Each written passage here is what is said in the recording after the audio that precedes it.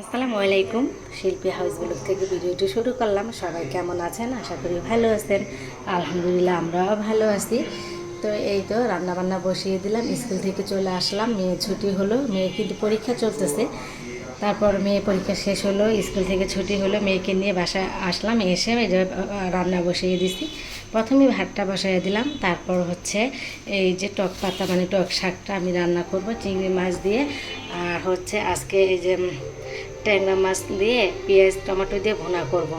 আর আর দেখি কি করা যায় এই আর কি। তো ভিডিওর সাথে থাকেন, দেখতে থাকেন। আর এই শাকটা আমি মনে করছিলাম যে আলু শাক, তবে একটা ভাবি বললো এটা আলু শাক না, এটা হলো টক পাতা মানে টক শাক। তো যাই হোক, এটা আমি কখনো খাইনি। এটা আমি চিংড়ি মাছ দিয়ে আজকে রান্না করে খেয়ে দেখবো কেমন লাগে। ভালো লাগলে আবার খাবো, ভালো না লাগলে আর আনবো না। তো ভিডিওর সাথে থাকেন, দেখতে থাকেন। ট্যাংরা মাছগুলো কাটা হয়ে যেতেছে, এই যে এগুলো কাটছি। এখন এই কটা আছে, কাইটা নিতেছি। ট্যাংরা মাছ কাটা ট্যাংরা মাছ কাটা অনেক সহজ, কিন্তু এই যে বুকের যে কাটা থাকে এই কাটাটাই মনে হয় কি হাতে লাগে, শক্ত আছে এই কাটাটা।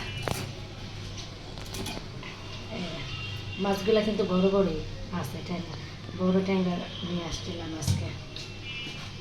এই যে কয়েকটা ছোটও দিছে, যেগুলো আমি দেখিনি দিয়ে দিছে তাড়াতাড়ি করে। আর দেখে শুনে বড়গুলো নিয়ে এসেছি। মাছালাগুলোর সাথে মনে করেন কখনো পারা যায় না। এরা ওই যে ব্যবসায়িক না, যারা ব্যবসা করে এদের সাথে পারা যায় না। কারণ মাছ বাইসা টেসা উঠাবো এক তাড়াতাড়ি করে, মানে এরা দিয়ে দেয় পুলির ভিতরে দিয়া পাল্লা দিয়ে মানে মাপা শুরু করে দেয়। এই আর কি অবস্থা। এই যে আমি বড় মাছগুলো উঠাইছি, আর উনি খাবলা দিয়ে কতগুলো মাছ পলিতে উঠাইছে, ওই তখনই ছোট পড়ছে, ছোট বড় আর কি। সাইজ সাইজ নিয়ে নিচ্ছি, কারণ ট্যাংরা মাছ তো পিছলায়, সাইজ ছাড়া না কাটা যায় না। সেদিন যে মাছ কাটতে যায় আঙুল একটু কাটছিলাম, ওই যে ওই হাতটা আর কি জ্বলে। এই যে এরকম আছে।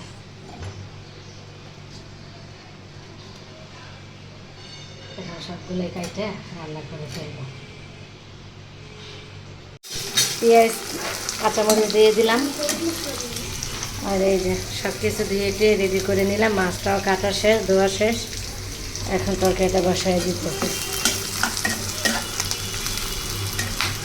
তো এখানে হলুদ মরিচ ধনিয়া সব মশলা দিয়েছি। এখন একটু পানি দিয়ে আমি কষিয়ে নিব।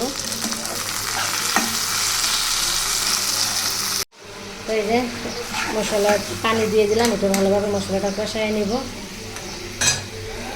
আর হচ্ছে এই যে রান্নাঘরের জানলাগুলো পরিষ্কার করা হলো। এগুলো করছে আমাদের বাসায় যে আপাটা কাজ করে, যে ওই আপা আসলো, তারপরে এগুলো আর পরিষ্কার করাইছি। আর আমি কালকে এই যে টাইলসগুলো সব মুছে পরিষ্কার করলাম। তারপরে এইখানে এইগুলো সবই ধুয়ে টুয়ে রাখছি।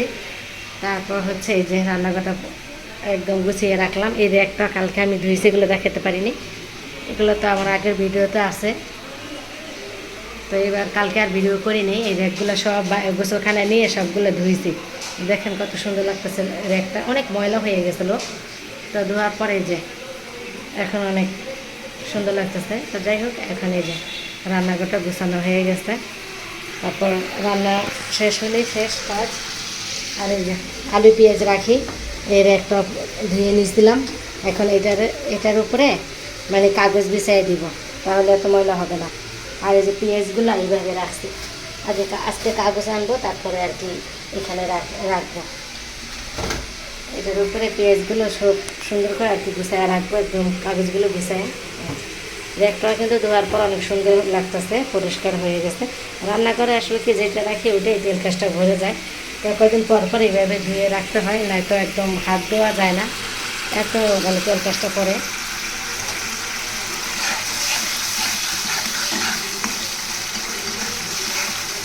র্যাকগুলো আমি দিয়েছি কালকে।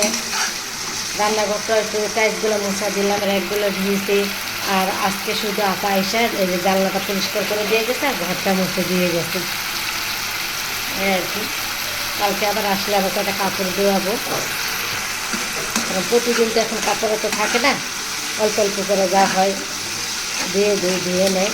আর বেশি করে কাপড় জমায়া দিলে না ওই কাপড় আবার দেখা গেলো কি ওনারা তো আরও অন্য অন্য বাসা কাজ করে, দেখা গেলো তাড়াতাড়ি করে দিলেও পরিষ্কার হলো না।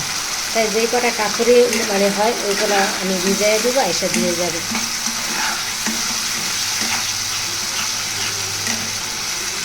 এই যে টমেটোটা গলছে, এখন আমি মাছগুলো দিয়ে দিব।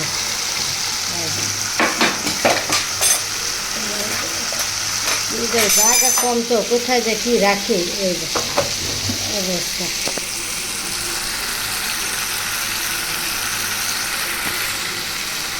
এই যে মাছগুলো আমি দিয়ে দিই। ট্যাংরা মাছ তো ভাজবো না, না ভাজতে দিয়ে দিব। তরকারিটা কিন্তু হয়ে গেছে, আর একটু ঝোলটা কম দিয়ে। এই যে ট্যাংরা মাছের তরকারিটা এখন আমি শাকটা বসায় দিব।